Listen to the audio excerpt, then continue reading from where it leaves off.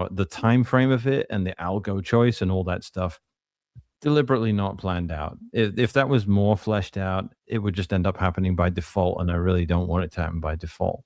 So that's the brain dump on that. Okay. Can I can I Thank can I you. give a quick that was JS you're asking the question, right? Yeah. Yeah.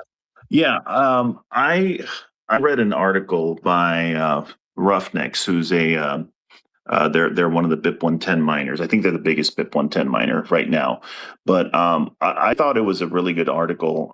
It's I was trying to share it mechanic in the nest. I'm not sure how to do that, but if you go to the Roughnecks, I think it's at Roughnecks 110. I think they have it pinned on their profile where they kind of game plan out what would happen in that worst case scenario. JS, I'm not sure I agree with everything in that article.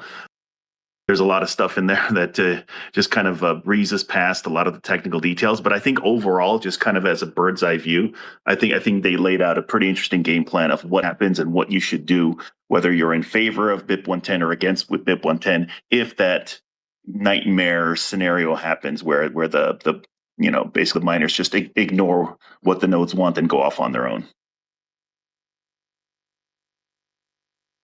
Yeah, I hope I answered you. Feel free to follow up on what. Yeah, I've seen that article, and I'll take a second look at it. But yeah, thank you for your answers. I just think it's good to talk about to some extent, although I do see your point, Mechanic, about as soon as you do say something about it, you're going to get freakouts on the other side. So I guess that is something to take into consideration. Yeah, you can't. I want to have a mature conversation about it, but everything just gets taken out of context. I don't want to do a proof of work change. I don't. It's the failure scenario that implies that everything basically fell apart, and it's the only logical thing to do. I don't think it's going to happen. Um, I don't think it will go down that way. I don't even think we'll be a minority. My expectation is around the end of the first week of August.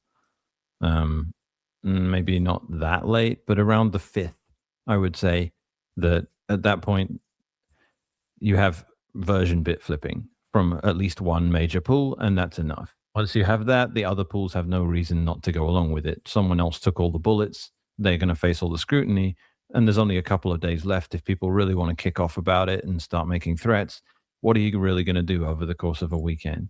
I don't think there's that much pressure on them. If they started signaling earlier, as gratifying as it would have been if, like, via BTC or someone started signaling a month ago, that would have been awful because they'd have spent the whole month getting attacked and facing constant pressure for them to turn off. And if they'd have started signaling and then stopped, that would have been horrific. That would have been a massive blow to the movement. So if everything happens at the last minute as a stampede, like I predicted, that is actually the ideal way for it to go down, in my opinion. It's the least stressful. Right now, I'm not worried about any miner unflipping the bit. I can tell that the people that are currently mining on Bitcoin 10 mean it. They're not going anywhere. Um, and I'm happy for the non-activist, you know, consensus obeying miners that don't have any axe to grind ideologically, that just want to mine blocks that get accepted. I'm happy for them flipping at the very last minute.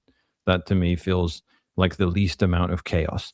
And everyone should encourage that to happen, because there's no way that if they go down the other route where they all try to ignore it and club together, that we don't have a massive blow up.